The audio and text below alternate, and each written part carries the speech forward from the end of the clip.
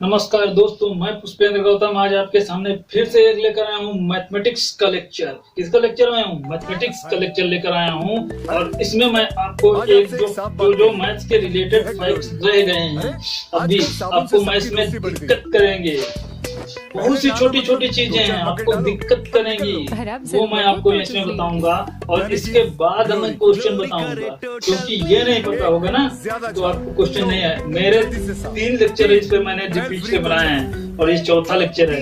आप 3 चौथे लेक्चर देख जरूर लीजिए, इसके बाद आप मैथ पढ़िए, किसी की भी मैथ पढ़िए, आपको समझ में आएगी, इतना मैं 100% दावे के साथ कह सकता हूँ।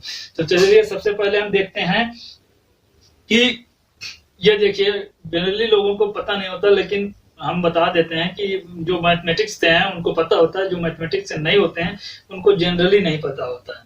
तो बहुत से ऐसे स्टूडेंट थे, मेरे साथ ऐसा स्टूडेंट था, तो उसको एक प्रकार से मतलब घटाना वगैरह वगैरह मतलब सब्ट्रैक्शन नहीं आता था, सब्ट्रैक्शन उसको नहीं आता था। तो ये मतलब वो एमएससी कर चुका था, तो ऐसा नहीं है। तो इसमें मैं छोटी छोटी चीजें आप बता रहा हूँ कि जैसे इधर कोई वैल्यू इधर प्लस में है, इधर कोई वैल्यू प्लस में है तो उधर जाएगी, किसमें जाएगी? इक्वल के उधर जाएगी, तो माइनस में जाएगी, किसमें जाएगी? माइनस के साथ जाएगी। जैसे यहाँ पे हम लिख रहे हैं प्लस का 8, तो इक्वल के उधर इसको हम ले जा रहे हैं, इक्वल के उधर इसको हम लिखेंगे plus x is equal two plus का 8, x is equal two plus का 8। देखिए एक वैल्यू है x इज इक्वल टू -8, इधर माइनस में है, दूसरी तरफ जाएगी या इधर जाए या उधर से इधर आए, दोनों में मतलब चेंजिंग होती है। तो इधर जैसे माइनस में है तो इधर जाएगी, किसमें जाएगी? प्लस का 8 हो जाएगा, x plus 8 is equal to 0 हो जाएगा, इधर 0 बच जाएगा, इधर कुछ नहीं बचेगा। अगला चीज देख लीजिए, अगर जो इधर वैल्यू मल्टीप्लिकेशन में है तो उधर जाएगी, किसमें जाएगी? डिवीजन में जाएगी, किसमें जाएगी? भाग में जाएगी। इधर गुणे में है तो उधर किसमें जाएगी? भाग में जाएगी। जैसे हम लिख रहे हैं इधर 5x is equal to 5 into x is equal to 5x लिखो या 5x लिखो। 5x इज इक्वल टू लिखा है यहाँ पे 8 लिखा है, मतलब ऐसी डिविजिबल न लेते हैं हम, अभी डिवीजन नहीं करना है यहाँ पे। तो 5x इज इक्वल टू 8 लेते हैं, तो ये 5 के साथ में x है, तो ये x इज इक्वल टू हम इसकी वो वैल्यू ले जा रहे हैं केवल, और बाकी कुछ नहीं ले जा रहे हैं। अभी हम थोड़ा एक और फैक्ट दिखा रहे हैं कि इसका जो हम कांस्टेंट टर्म ले जा रहे हैं और वेरिएबल नहीं ले जा रहे हैं। मतलब हिंदी में बोलते हैं इसको अचर बोलते हैं, हिंदी में उसको अचर बोलते हैं और इसको चर बोलते हैं ना, इसको चर बोलते हैं। तो हम अचर को ले जा रहे हैं उधर, जो बदलती नहीं है वो अचर है, जो बदलती रहती है एक्स की वैल्यू कुछ भी रखो, 1 2 3 4 5 6, तो ये सब बदलती रहती हैं। तो अभी हम चर के बारे में थोड़ा, अचर के बारे में बता देते हैं थोड़ा। तो ये उधर जाएगी तो किसमें जाएगी? डिवीजन में, तो 8/5 हो जाएगी। क्या हो जाएगी? 8/5 हो जाएगी। अगला देख लीजिए, अगर जो इधर वैल्यू डिवीजन में है तो उधर सॉरी, इसका एक और फैक्ट देख लीजिए, इधर वैल्यू अगर जो डिवीजन में है तो उधर जाएगी, किसमें? भाग में जाएगी। जैसे x इज इक्वल टू +5 है, x इज इक्वल टू 5 है या +5 -5 कुछ भी है, तो x इज इक्वल टू 5 है, तो उसको उधर ले जा रहे हैं, ये उधर जाएगी, किसमें जाएगी? डिवीजन। इधर ये किसमें चल रही है? ये इधर पूरी संख्या हम लिए जा रहे हैं। यदि इसकी हम पूरी संख्या लिए जाएंगे, ये देख लीजिए, इसकी हम पूरी संख्या उधर डिवीजन में ले जाएंगे तो ये क्या हो जाएगा? डिवीजन में इसको हम ले जाएंगे तो ये इसके नीचे जाएगी और यहाँ पे 1 बच जाएगा। जैसे x इज इक्वल टू 5 है तो इसको हम डिवीजन में ले जा रहे हैं, इसको हम इधर सब्ट्रैक्शन में ले जाते तो कुछ और बनता, तो क्या हम डिवीजन में ले, इसको हम 1 के साथ मल्टीप्लिकेशन में है, किस कोई भी संख्या है वो 1 के साथ गुणे में चल रही है, तो x इज इक्वल टू 5 है, x इज इक्वल टू 5 गुणे x, इसको लिख सकते हैं, ये तो वही लिखा है ना। तो ये उधर जाएगी ना, किसमें जाएगी? तो x/5 इज इक्वल टू 1, अब 0 नहीं होगा, अब 1 होगा। ठीक है, तो ये इतना हो गया। डिवीजन वाला देख लीजिए, ये इधर डिवीजन वाला हो गया है। मल्टीप्लिकेशन वाला देख लीजिए, यदि इधर value x is equal to 1/5 है, x इज इक्वल टू 1/5, तो 1/5 है ना, तो 5 उधर जाएगा किसमें, मल्टीप्लीकेशन में जाएगा, इधर डिवीजन में है, 1 के साथ डिवीजन में चल रहा है, तो ये 5x इज इक्वल टू 1 ऐसे हो सकता है। तो ये हमने जो है मैथमेटिक्स के जितने भी रूल्स थे वो पढ़ लिए। अचर उसे बोलते हैं, देखिए अचर जो होता है एक प्रकार से जो बदले नहीं, अचर जो होती हैं संख्याएं होती हैं, योग कभी नहीं बदलती हैं, मतलब एक है तो एक ही रहेगा ना, और x y z जितनी इस प्रकार से ABCD वगैरह वगैरह इस तरह से संख्याएं ली जाती है ना, तो ये सब क्या होती हैं, ये सब चर हैं। अचर को हिंदी में बोलते हैं कांस्टेंट, क्या बोलते हैं, कांस्टेंट, सॉरी इंग्लिश में कांस्टेंट बोलते हैं, हिंदी में चर बोलते हैं, और इंग्लिश में इसको क्या बोलते हैं, वेरिएबल बोलते हैं, क्या बोलते हैं, वेरिएबल बोलते हैं। ये हमने पढ़ लिया। अब इसके बाद देख लेते हैं हम, जिसके आगे कोई चिन्ह नहीं होता है वहां पे प्लस होता है, जिसके आगे कोई चिन्ह नहीं होता है वहां हम क्या मानते हैं, प्लस मानते हैं। जैसे 5 plus x is equal to 0, यहाँ पे लिखा क्या है, 5 plus x is equal to 0 ऐसा लिखा मिल सकता है। तो यहाँ पे +5 मतलब ये 5 है, इसके आगे कौन सा चिन्ह है, ये कोई चिन्ह नहीं लगा है ना, तो इसके आगे हम प्लस मानते हैं। तो ये 5 प्लस 5 और plus x is equal to 0, ये ऐसा मान लेते हैं हम, यहाँ पे प्लस साइन इमेजिन कर लेते हैं, मतलब इधर वाली कोई वैल्यू होती है उसमें चिन्ह लगाया नहीं जाता, इमेजिन कर लिया जाता है।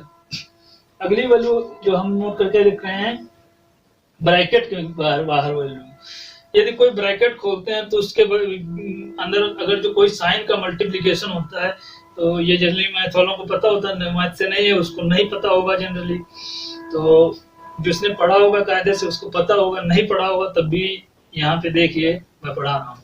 देखिए माइनस का अगर जो कुछ है a प्लस बी, तो ये इसके साथ मल्टीप्लिकेशन होगा, a minus a minus B, ये हुआ कैसे, -1 लिखा गया और ब्रैकेट के साथ, ब्रैकेट जब खुलता है तो ऐसा बन जाता है।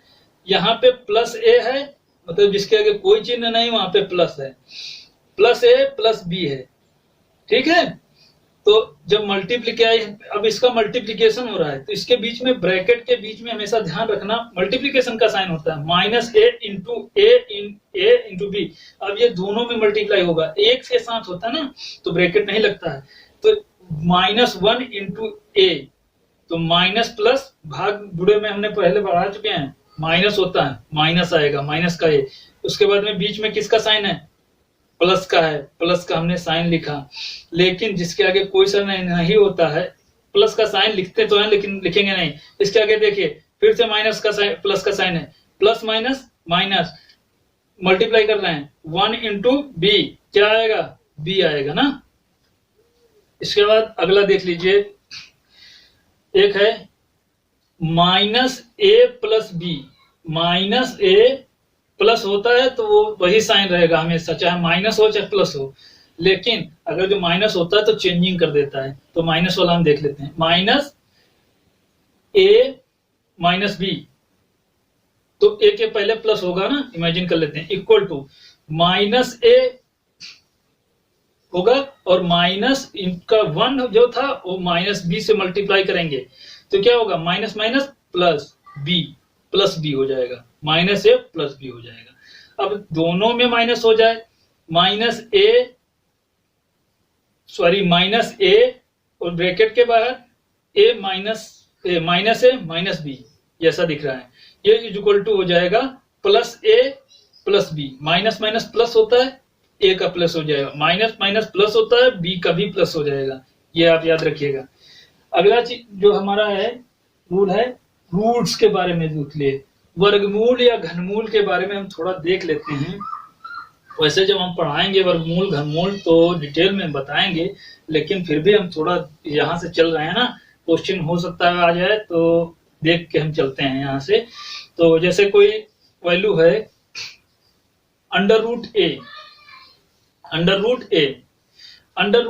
इज इक्वल टू होता है a to power 1/2, a to power क्या होगा 1/2। इसको लिखा जा सकता है इज इक्वल टू 1/a⁻⁻1/2। इसको ऐसा भी लिखा जा सकता है, इसको लिख सकते हैं। अब कोई वैल्यू नीचे है, under 1/√a is equal to, इसको लिख सकते हैं 1/√a⁻⁻1/2 इज इक्वल टू, ये ऊपर जाए, सॉरी +1/2 है यहाँ पे, और ये ऊपर जाएगा तो किसमें जाएगा a⁻⁻1/2, मतलब ऊपर जाएगा तो माइनस में हो जाएगा, नीचे अगर जो है कोई, और ऊपर है नीचे आएगा तो माइनस में हो जाएगा। और देख लीजिए मल्टीप्लीकेशन वगैरह वगैरह, रूट का देख लीजिए फंडा और देख लीजिए, रूट में यहाँ पे 2 होता है, यहाँ पे 2 होता है, लेकिन 2 लिखा नहीं जाता है। क्यों 2 नहीं लिखा जाता? जिस प्रकार प्लस नहीं लिखा जाता उस प्रकार से रूट में 2 नहीं लिखा जाता है, ध्यान रखना। इसका मतलब होता है कोई भी वैल्यू अंदर 2 बार गुणे में है तो 1 बार रूट के बाहर आएगी। जैसे √a⁴ तो इसके आगे 2 लिखा है, यहाँ पे मतलब इमेजिन कर रहे हैं 2 है, तो √2a⁴ इज इक्वल टू क्या लिखा है a⁴ is equal to a, 1 बार बाहर आएगी। समझ में आया? क्यों आएगी देख लीजिए, √a into √a is equal to, √a को लिखते हैं a⁻1/2 इंटू लगाया a⁻1/2। अब बेटा याद रखना दोनों के बेस सेम है, मतलब बेस का मतलब होता है जो अंदर होता है रूट के, दोनों के सेम है, मतलब अंडर रूट के अंदर दोनों जो होता है, तो ये दोनों बेस जो हो गए, क्या हो गए बेस हो गए, इन दोनों के बेस सेम है। क्या सेम है? बेस सेम है। इज इक्वल टू, इनका जब हम गुणा मतलब गुणा करेंगे तो घाते जुड़ेंगी, क्या होंगी घाते जुड़ेंगी, और भाग में घाते घटेंगी। तो इन दोनों को जब ऐड कर रहे हैं बेस सेम है तो एक में लिख सकते हैं, a लिख लिया हमने, और क्या लिखेंगे 1/2, क्या लिखेंगे 1/2, प्लस का 1/2, माइनस का होता तो लिख दें 1/आधा, आधा कितना होता है 1 होता है, तो 1 लिख दिया। किसी भी नंबर की या किसी भी संख्या की और किसी भी अचर की 1 घात लिखी नहीं जाती है। क्या 1 घात लिखी नहीं जाती है, इमेजिन होती है। क्या होती है? इमेजिन कर ली, मतलब मान ली जाती है, लिखी नहीं जाती है। तो ये ऐसा होता है। अब देखिए √a इंटू √b, इसको हम लिख सकते हैं √ab, मतलब मिला के लिख सकते हैं। और एक फैक्ट देख लीजिए, √a मतलब अगर जो दोनों के अंडर रूट सेम है तो हम इनको मिला के लिखेंगे √a इंटू मतलब यहाँ पे अगर जो पहले वर्गमूल सीख लीजिए, यहाँ पे अब कर देते हैं 3 कर देते हैं, तो a into a 3 bar a है, इज इक्वल टू किया तो 1 बार a आएगा। यहाँ पे कितना था 3, कोई वैल्यू 3 बार अगर जो गुणे में अंदर है तो 1 बार आएगी। ठीक है, और देख लीजिए दूसरा √n a⁴n, तो इसका मतलब a into a n time, ये कितने बार आएगा 8 बार आएगा। ये जो है n बार गुणे में है, n से 1 भी कम होगी ये बाहर नहीं आएगी। ठीक है, याद रखना ये बाहर नहीं आएगी। तो ये हो गया हमारा एक प्रकार से वर्गमूल वगैरह, घनमूल वगैरह और मूल्स वगैरह ये सब पढ़ लिया हमने। nth मूल ऑफ a, ऐसे इसको पढ़ते हैं, इसको बोलेंगे a⁴n, सॉरी nth मूल ऑफ a⁴n। तो ऐसे हमने पढ़ लिया, और उसके बाद हम अब जानेंगे कि इनका जो है मल्टीप्लिकेशन देख लेते हैं। एक चीज और देख लीजिए, √a b है तो वो ब्रेक हो जाएगा √a √b, 2 में ब्रेक कर सकते हैं। अगला देख लीजिए a/b, √a √b, तो इज इक्वल टू किया तो इसका हम क्या मान लें √a अपॉन, ये वाला मतलब दोनों में मिला के लिख सकते हैं, दोनों का √ab, मतलब दोनों को साथ में लिख सकते हैं। ओके, और a √ab √a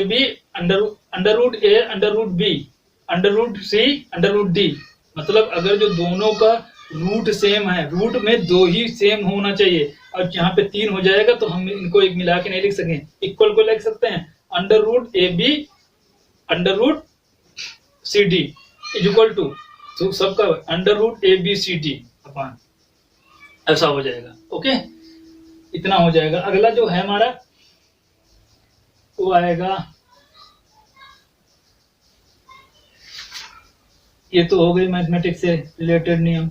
और एक चीज देख लीजिए, अंडर रूट सॉरी ये वर्ग घनमूल, अंडर रूट यहाँ पे 3 है और a to power a is equal to, इसको लिख सकते हैं a टू पावर 1/3 मतलब, और अंडर रूट n है a टू पावर 1/n, मतलब ये इसको लिख सकते हैं। याद रखना, अगर जो किसी के आगे 2a लिखा है 2a, ठीक है, की पावर n कोई लिखा है n इज इक्वल टू, तो ये 2 टू पावर n भी होगा ब्रैकेट में अगर जो लिखा है तो, और n 2a a to power n भी होगा। दोनों का मतलब अलग अलग जब गुणा करेंगे तो ये ऐसे ब्रेक हो जाएगा, याद रखना है।